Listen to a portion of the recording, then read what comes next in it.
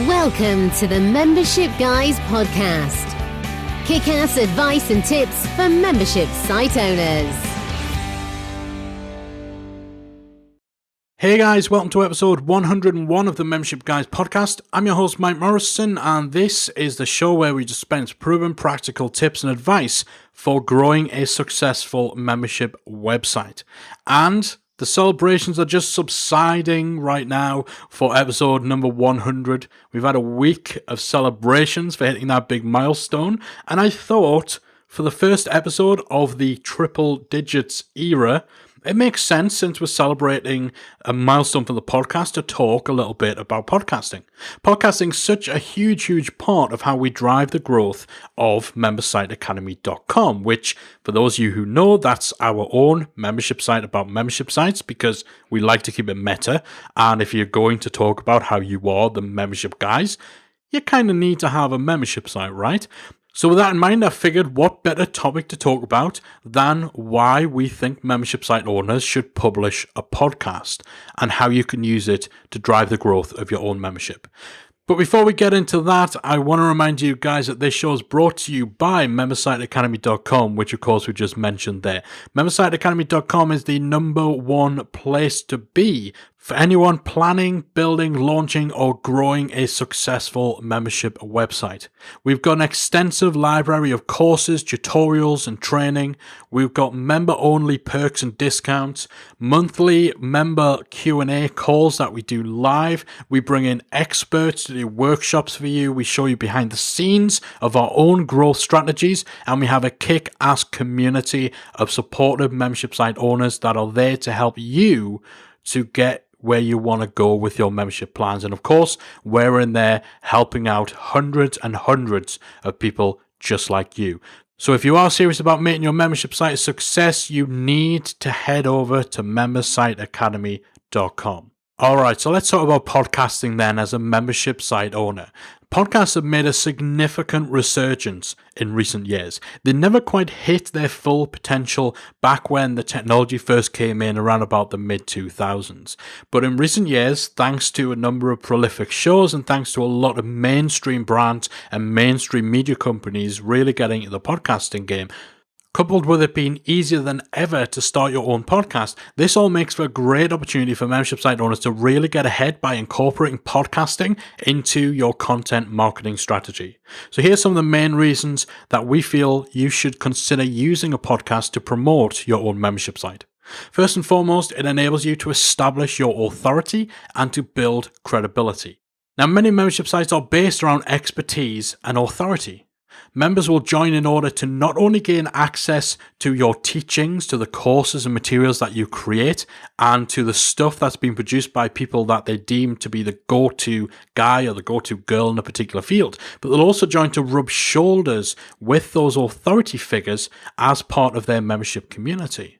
A podcast is a great way to demonstrate your expertise and to build up credibility with your audience, establishing yourself as an expert in your field and making you someone that other people want to learn from and want to rub shoulders with. So that's reason number one why you might want to look to use podcasting as part of your membership strategy, establishing your authority and building credibility, especially if that's something that your membership site is largely centered around. Another great benefit of having a podcast as a membership owner is that it enables you to show your personality and get people to connect with you. Personality is something which is very difficult to portray in the written word. Even the most charismatic people in the world could come across as complete dullards if you lack the ability to demonstrate that personality through writing. A podcast allows people to hear your voice, to hear the tone that you're using, and to get a better sense of your personality, who you are, your little quirks, and what makes you tick. You become far more relatable, and it makes your listeners feel like they're connecting with you far better than if they were simply reading another blog article. And this is something which has been supported by pretty much everyone that I've met at events, at conferences, at our member meetups who've listened to the podcast too. They already feel like they know me a little bit, like they can associate with me. They understand my tone of voice. They understand the type of person that I am because they've been able to listen to me for over 100 episodes. This can go a long way towards building a rapport with your listeners and creating that following who will then want to get to know you more, spend more time around you, and of course, the best way to do that is for them to join your membership site. The third big reason why you should consider adding podcasting to your membership strategy is that it enables you to connect with influencers. Building relationships with influencers in either your own market or in related areas can be a great way of expanding your reach and boosting your visibility.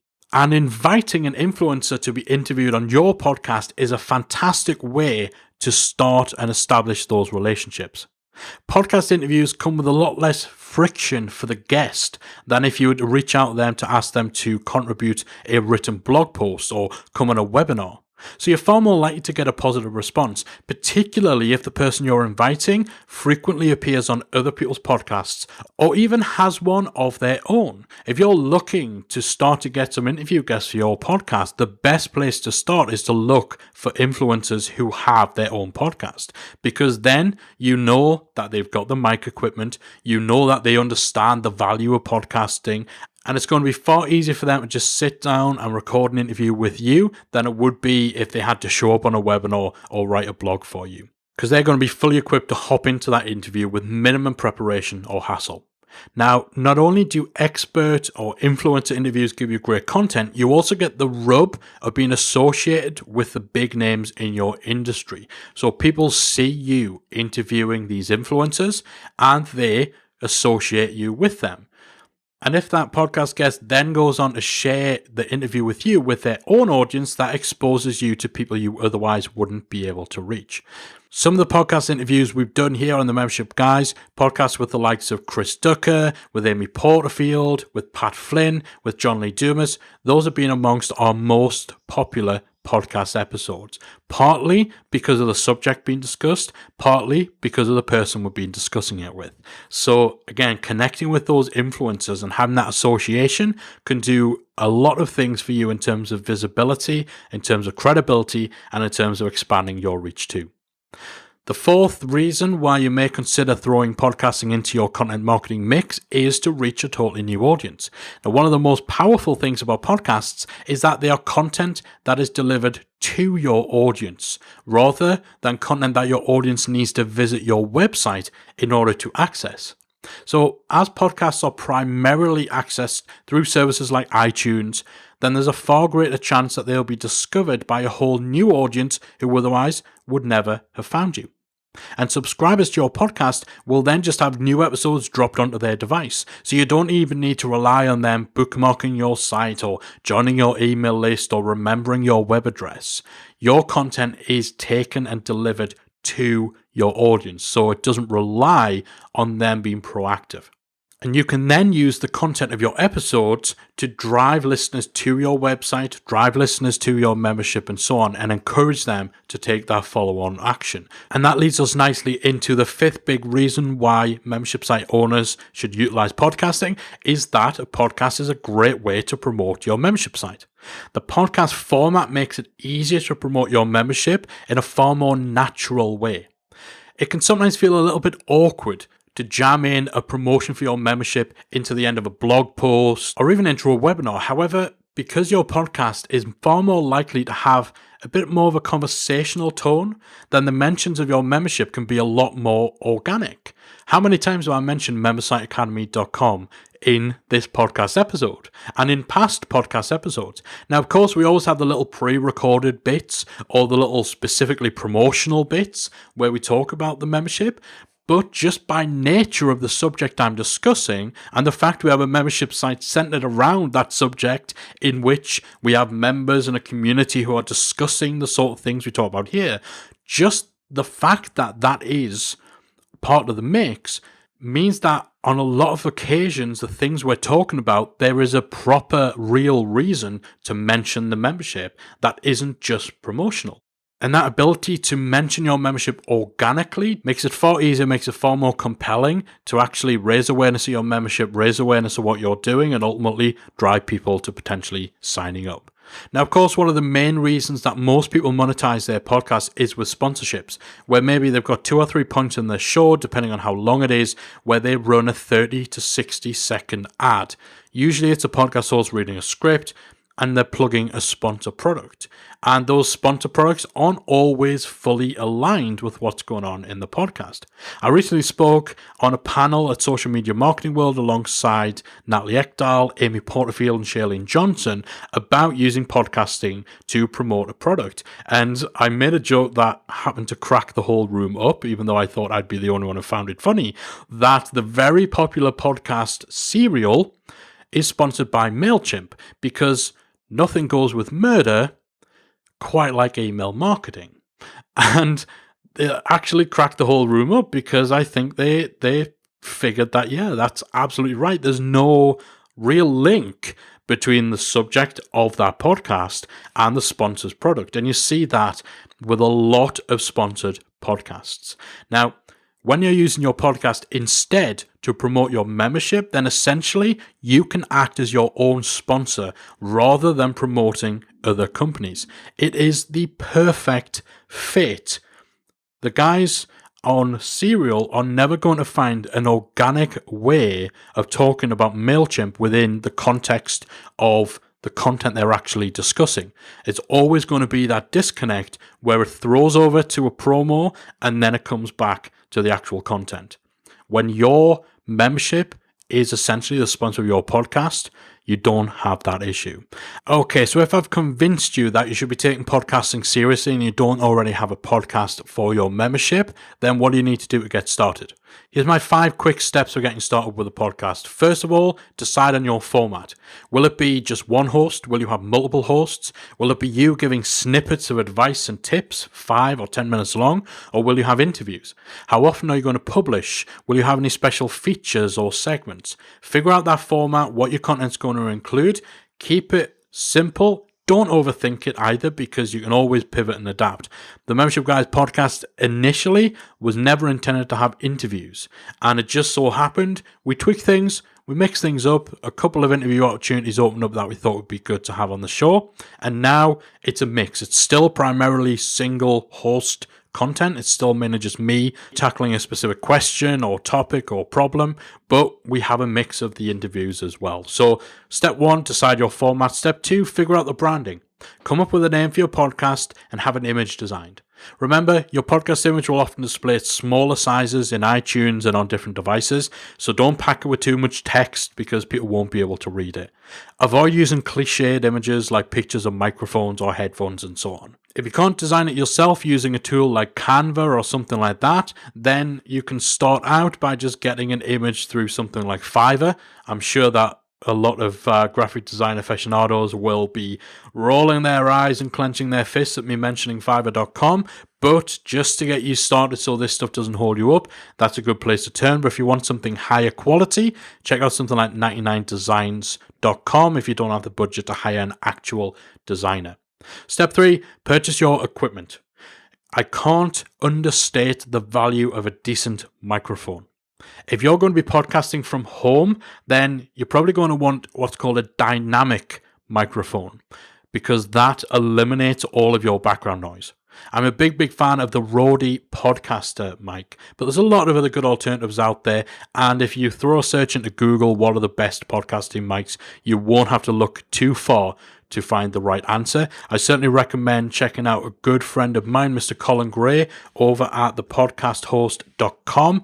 They have awesome guides on the best equipment that you need in order to start podcasting. So that's thepodcasthost.com, and I'll have the link to that in the show notes as well if you're looking for input and reviews and stuff of equipment. But as I said, we use the Rode Podcaster mic. I love it, and it's a dynamic mic, so I don't get any of the background noise or anything else that's going on.